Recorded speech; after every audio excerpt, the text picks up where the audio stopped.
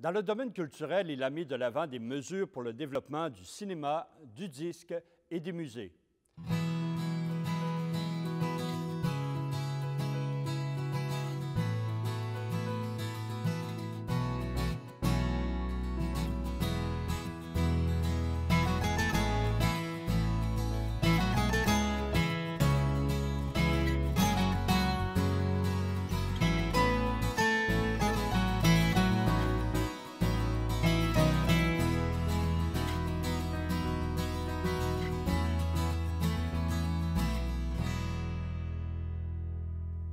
Bonjour, M. Richard. M. Richard, avec le gouvernement fédéral, il n'y a pas seulement là où vous avez eu des frictions, entre autres, à une séance de l'UNESCO, Ottawa vous a refusé le droit de parole. Ah, ça, c'était pénible. Ça a été pénible. Il y avait une réunion de tous les ministres de la culture du monde entier à Mexico, à laquelle nous avions été invités, comme le gouvernement fédéral l'avait été aussi. Et tous les ministres de la Culture avaient un certain temps pour s'exprimer. Ce temps-là était accordé au pays. Donc, il y avait, par exemple, 1 heure accordée au gouvernement fédéral. Tous les pays fédérés, toutes les fédérations, ont accordé un temps de parole à leur minorité, ou aux membres de leur fédération, pas nécessairement les Belges, par exemple, ont divisé leur temps. Et j'ai souhaité et demandé, imploré qu'on me laisse du temps pour m'exprimer au nom du Québec, et le gouvernement fédéral a refusé. Pour aucune considération, on laissera le ministre de la Culture du Québec s'exprimer. Avec le résultat que j'ai donné une conférence de presse à Mexico, et finalement, on a eu plus de visibilité que Gérard Pelletier n'en a eu quand il s'est exprimé au nom du Canada. Personne n'en a parlé, tandis que les gens ont parlé de la conférence de presse du ministre de la Culture. Donc, ça a été la consolation. Mais cela dit, c'était très, très frustrant d'être les seuls à ne pas pouvoir s'exprimer en séance plénière à Mexico. En 82, rapatriement de la Constitution à Ottawa, sans signature, sans l'accord du Québec. Évidemment, vous étiez contre, comme le gouvernement Lévesque. Mais pas seulement le gouvernement, toute l'Assemblée nationale, unanimement. Oui. Est-ce que vous comptiez, vous, personnellement, sur des appuis à Ottawa? Non. Non? J'avais des amis, mais je savais bien que il n'y a pas grand-chose à faire. Hein. Tous les libéraux québécois à l'époque ont voté pour le rapatriement. C'était un moment assez triste. M. Richard, 82-83, on se souvient, grave crise économique au Québec. Dans le secteur public, il y a une négociation qui tourne au vinaigre parce que le gouvernement coupe le salaire, réduit le salaire des employés de l'État. Vous, c'est votre ancien groupe, finalement, de syndiqués. Comment vous avez traversé cette période? Le moment le plus difficile que j'ai vécu comme ministre, comme membre de l'Assemblée nationale, comme politicien, c'est certainement le moment le plus pénible que j'ai vécu. On était vraiment très, très coincés. Il n'y avait pas beaucoup de portes de sortie. Il faut dire que, évidemment, les syndicats nous ont dit qu'on avait mal transigé. C'est peut-être vrai, mais il faut dire qu'ils étaient féroces aussi. Hein. Alors, c'était un moment, encore une fois, que je ne voudrais pas repasser à travers un moment comme celui-là. J'avais même songé à démissionner, mais en même temps, je me disais, ben non, c'est pas correct parce que c'est un moment très, très difficile à passer. On ne peut pas quitter le navire. Ça ne sera pas opportun de quitter le navire à ce moment-là, mais en même temps, que ça a été pénible. J'ai un très mauvais souvenir de ce moment-là. D'un côté, il y avait la décote possible du Québec. C'est ça, il y avait la décote du Québec et la décote nous aurait coûté des centaines de millions de dollars. Et c'est ça que le ministre des Finances voulait éviter. Évidemment, on le comprenait, puis c'est le discours qu'il a tenu. Et à cause de cela, il fallait réduire le salaire des fonctionnaires parce qu'ils n'avaient pas voulu le faire sur une base volontaire et échelonné. En tout cas. Est-ce que ça a été une rupture aussi avec la base militante? Une partie, oui. Une bonne partie de la base militante. Et c'est assez évident aux élections qui ont suivi, hein, dans la région de Québec notamment. Aux affaires culturelles, vous aviez l'habitude de donner beaucoup de subventions. Enfin, le domaine de la culture est souvent subventionné. Et il y en a une en particulier qui a fait époque, les échassiers de Baie-Saint-Paul, qui sont devenus le Cirque du Soleil. Et comment? Guy Laliberté avait 22 ans à l'époque, quand il est venu me voir avec Gilles Loisel, qui était le commissaire aux fêtes de 84. De ce point de vue-là, les fêtes de 84 ont été un certain succès. Hein. Alors, il avait 22 ans et a demandé près d'1 million de dollars pour animer les fêtes avec un cirque. Et un cirque sans animaux qui aurait un visage très, très international. Ça me plaisait beaucoup, beaucoup, beaucoup. Et ça plaisait beaucoup aussi à Gilles Loisel. Alors, mais sauf que ça prenait, grosso modo, 10 de l'ensemble du budget des fêtes de Québec 84. Je trouvais considérable. Et là, on lui a demandé, Guy Laliberté, vous êtes sûr qu'avec ça, ça va être prêt? Il dit oui, pas de problème. Alors, on lui a versé 1 million de dollars, ou tout près d'1 million de dollars. L'ennui, c'est que ça, c'est en 83, pour 84, OK? Pour qu'il se prépare, il embauchait le monde, etc. Quand il est arrivé 84, au début, au moment où tout le monde on faisait l'ouverture des fêtes à Gaspé, et le Cirque du Soleil venait y faire une représentation. Mm-hmm. Et juste un peu avant, au moment où tout ça avait été décidé, le corps diplomatique a invité les ambassadeurs, les ministres français, tout le monde. On m'apprend que Guy Laliberté va fermer ses portes parce qu'il n'y a plus d'argent. Et moi, le budget des fêtes de Québec 84 qui est dépensé, je n'en ai plus non plus. Et là, je suis un peu furieux parce qu'il nous avait bien promis. Là, on était très embarrassés parce qu'on ne voulait pas avoir mis 1 million là-dedans inutilement. Puis en même temps, lui disait, je n'ai plus de sous, je ferme les portes, je ne continue pas. Oui.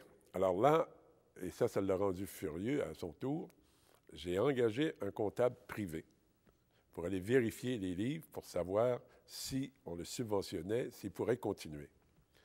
Il a toujours été furieux, mais il ne l'a jamais pardonné, ça.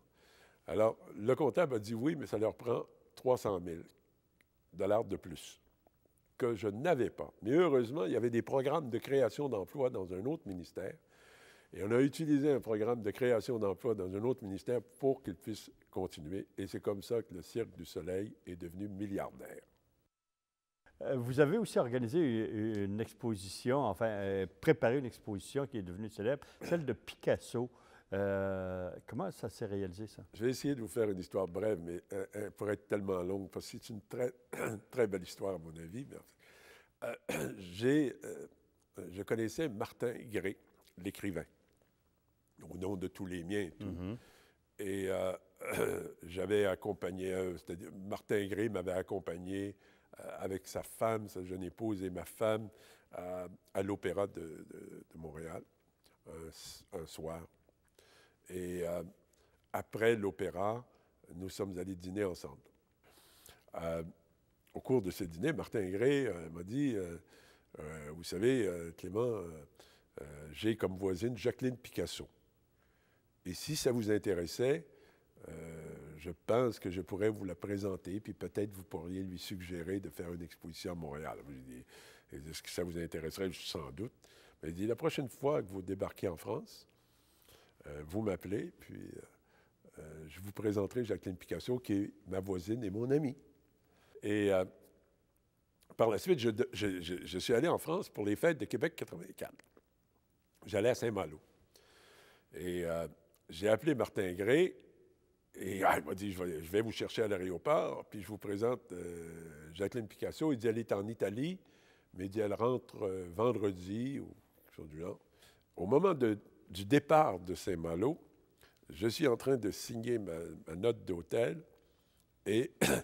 le garçon prend le téléphone, c'est un petit hôtel de Saint-Malo, et vous êtes demandé au téléphone, il y a une petite cabine à côté. C'était Martin Gray. Et il dit, si vous voulez venir à Saint-Malo, demain midi, Mme Picasso vous recevrait à déjeuner. Là, je suis à Saint-Malo. Je réfléchis un peu. Qu'à cela ne tienne, j'y serai. Alors, je suis reparti en voiture jusqu'à Paris. J'ai repris l'avion pour Cannes, pour Nice, Cannes. Et je suis allé déjeuner avec Jacqueline Picasso. Je lui ai proposé une exposition à Montréal. Elle m'a dit oui, et voilà. Et après, je l'ai, comme je le savais un peu imprévisible, j'ai voulu qu'elle vienne à Montréal annoncer elle-même l'exposition, parce que je ne voulais pas l'annoncer moi, puis que bonjour, elle me laisse tomber. Là, j'aurais l'air un peu fou. Hein? Alors, elle est venue elle-même annoncer l'exposition, puis elle est revenue au moment de l'exposition, et elle a fait un don très, très important au Musée des Beaux-Arts de Montréal. Et ça a connu un grand succès. Ah, c'était la plus grande exposition, je crois, de l'histoire du Musée des Beaux-Arts, 500 000 personnes. Et beaucoup, beaucoup d'étrangers, avec une revue de presse dithyrambique, revue de presse très élogieuse dans Time Magazine, etc. Alors, ça mettait le Musée des Beaux-Arts un peu sur la carte. Hein. Mm-hmm. À l'été 84, vous avez remplacé pendant quelques semaines M. Lévesque dans le poste de premier ministre par intérim, là, pendant ses vacances. Est-ce que vous avez eu à prendre des décisions ou gérer au quotidien? En général, l'été, c'est relativement plus facile. Puis M. Lévesque avait l'habitude de nous dire partez en vacances. Quand vous êtes en vacances, les sondages montent. Ça se confirme encore de nos jours. Ça se confirme. Partez en vacances, les sondages montent. Alors, cette fois, c'est lui qui était en vacances, et moi, je ne partais pas tout de suite. Il m'avait demandé de le remplacer. Il y avait eu une conférence de presse que j'avais donnée à la suite de l'annonce du ministre fédéral de l'Énergie. Je ne sais pas s'il s'appelait ministre de l'Énergie à l'époque, mais en tout cas, je pense que c'était M. Lumley, qui avait annoncé qu'il refusait de subventionner ou d'aider les raffineries de Montréal, notamment Pétromont. Ça mettait en difficulté. Puis tout le Québec prétendait, avec raison, à mon avis, que la politique d'énergie de Trudeau avait été fatale d'un point de vue économique au Québec. Avant, on avait quelque chose pas loin de 50 des emplois dans le secteur, et on était tombé à 10 Alors, j'avais dû donner une conférence de presse pour dénoncer le gouvernement fédéral qui mettait en péril l'existence des raffineries dans Montréal. En gros, c'est ce que j'avais fait. Il n'était pas passé beaucoup d'autres choses. Mais je lui avais envoyé un télégramme pour lui dire qu'il pouvait prolonger ses vacances, que je ne détestais pas ça. Est-ce que vous avez répondu? Il avait ri un peu, il m'en avait parlé au retour. Mais, sur le plan politique de la vie interne du Parti québécois, l'année 84 a été tumultueuse. Il y a eu un renérendum, comme on l'a appelé, enfin, le renversement d'une décision du Congrès qui voulait que la prochaine élection soit référendaire, en quelque sorte. Et puis, M. Lévesque était contre, on appelait ça le référendum. Et plus tard, il y a eu l'élection du gouvernement Mulroney et le beau risque de M. Lévesque de s'associer à M. Mulroney. Je résume ça un peu rond, là, mais c'est bien résumé. C'est bien résumé. Comment vous vous êtes situé là-dedans? Ah bien, moi, ceux qui voulaient qu'on fasse l'élection suivante uniquement sur l'indépendance, j'ai eu un réflexe que M. Lévesque a utilisé quelquefois par la suite. Il disait, on lui propose une opération caribou, évoquant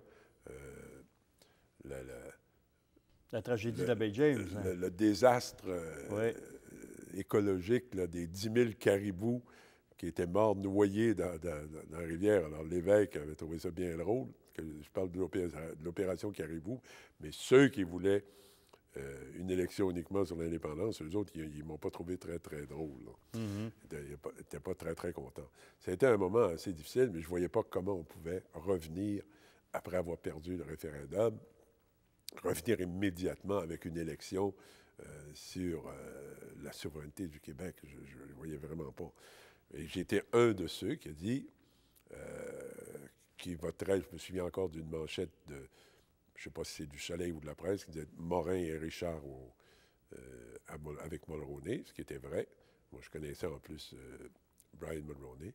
Et j'ai envie de vous dire ceci, de tous les premiers ministres qui sont passés à Ottawa depuis que je suis la politique, je dirais que le plus favorable au Québec, ça a été Brian Mulroney, incontestablement. Sauf que comme il a été favorable au Québec, il est devenu honni dans le reste du pays, et c'est pour ça que c'est l'ancien premier ministre le plus impopulaire. Au fond, il justifie l'indépendance du Québec d'une certaine manière, parce que dès qu'il a voulu s'occuper un peu du Québec, il est devenu immensément impopulaire dans le reste du pays. Ça a amené beaucoup de contestations de M. Lévesque comme chef de parti. Est-ce que cette contestation-là arrivait à un moment où le gouvernement était épuisé? Est-ce que c'était... vous étiez parmi ceux qui croyaient que le PQ devait changer de chef? Oui, mais pas pour les raisons que vous avez évoquées. Parce qu'à partir fin 84 peut-être, ou 85, manifestement, M. Lévesque avait des problèmes de santé. Et moi, je souhaitais qu'il quitte en douce à cause de ces problèmes de santé, que lui niait cependant. Et ça, c'est ce qui a rendu notre tâche un peu difficile. Alors, mais il a finalement démissionné. Il y a eu un congrès de sa succession. Il a démissionné un peu sèchement, hein, on s'en souvient. Oui. Peut-être qu'il y a des militants et des collègues qui lui ont aidé à partir. Enfin, les historiens le trancheront. Mais dans la campagne à sa succession, vous avez appuyé très clairement Pierre-Marc Johnson. Oui. Pour quelle raison? Pierre-Marc Johnson avait été ministre des Affaires sociales dans le gouvernement de René Lévesque. Et comme ministre des Affaires sociales, il avait été exposé, comme tous les ministres des Affaires sociales, aux questions de l'opposition, hein, pratiquement à chaque jour. Et Pierre-Marc avait été sensationnel, à mon avis, à l'Assemblée nationale. C'est ce qui lui avait valu l'appui d'une majorité de députés. Il avait été performé de façon remarquable à l'Assemblée nationale. Vous êtes toujours ministre des Affaires culturelles à cette époque-là. Et là, est-ce que c'est à ce moment-là que vous avez fait adopter la loi sur le cinéma pour contrer, je dirais, le cinéma oui, ça a été américain? la première loi. C'était une loi assez importante. Malheureusement, la réglementation qui aurait dû aller avec cette loi-là n'a pas suivi parce que j'ai quitté par la suite. Je ne me suis pas représenté. Ça a été une loi très importante parce que j'ai envie de dire que ça a été la première loi qui voulait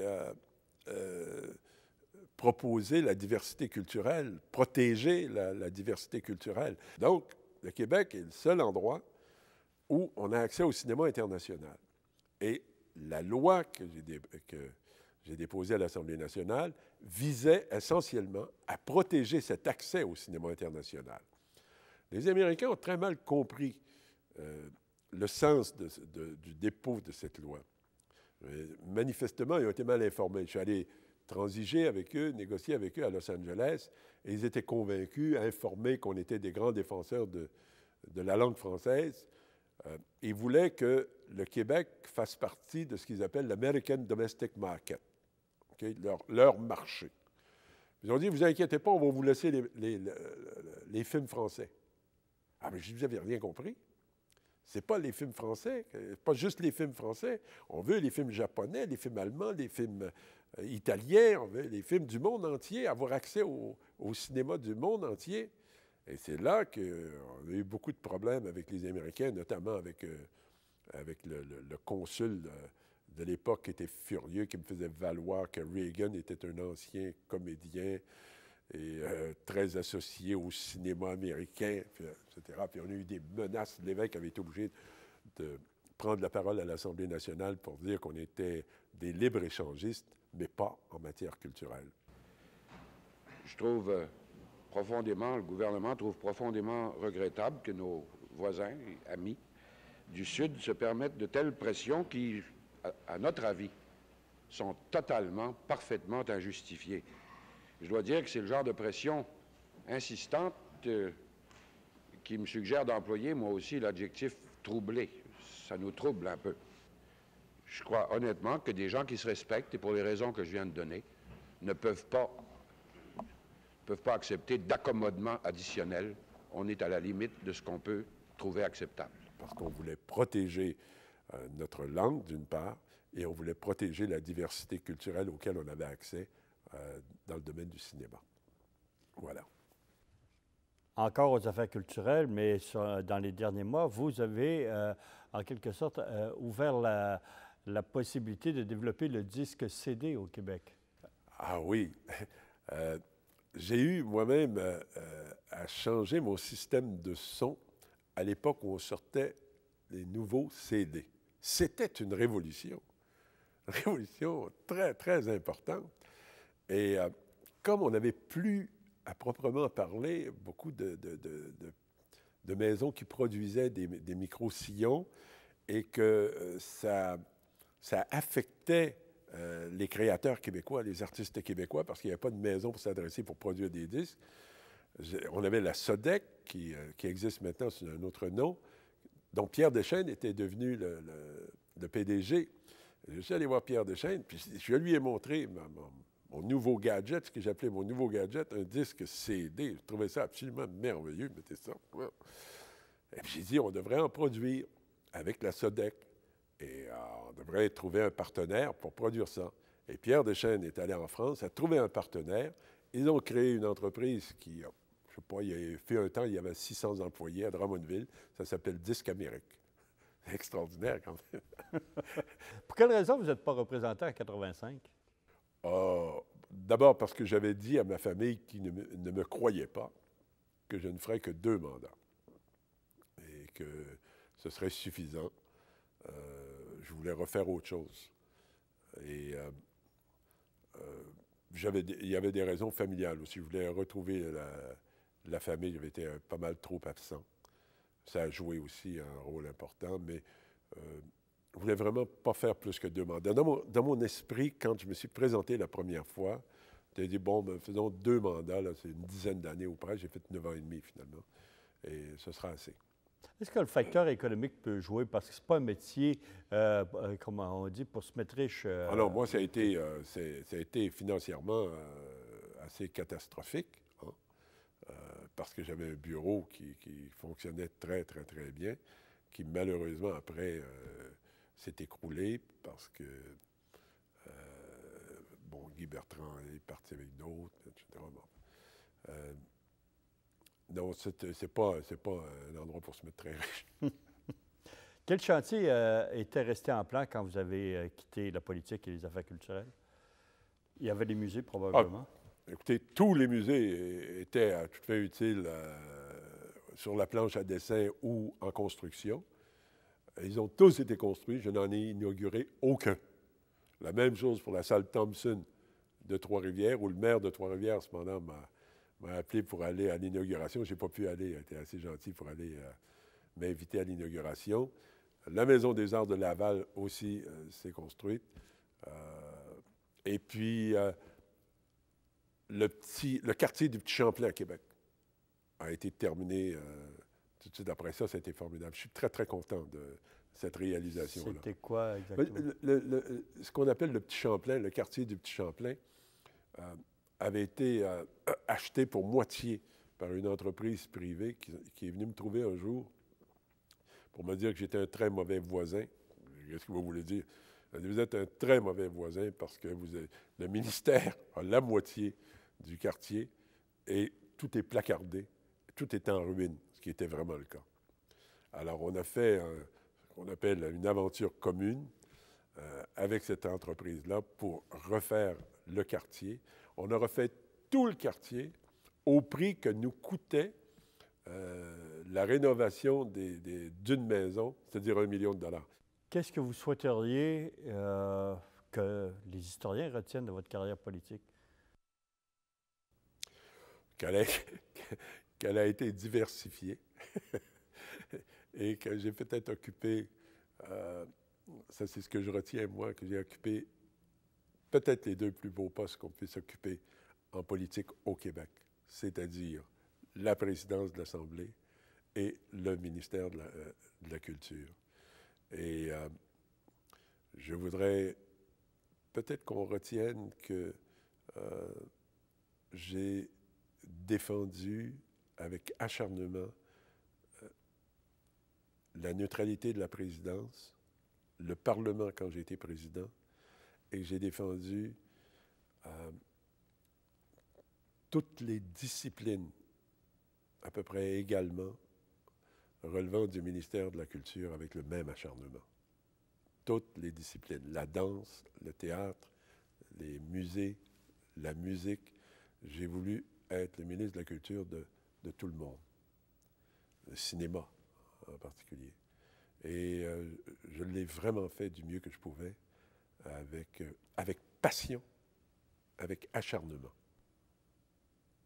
Et j'ai eu la chance d'avoir un premier ministre qui n'était pas difficile à convaincre, puis un ministre des Finances aussi.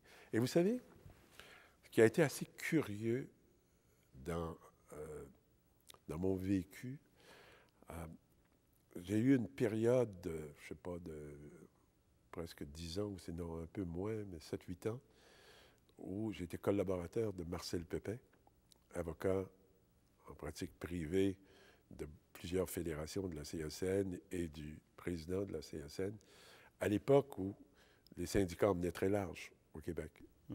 À l'époque où il y a eu des conflits syndicaux majeurs, où les centrales syndicales occupaient toute la place, ou presque.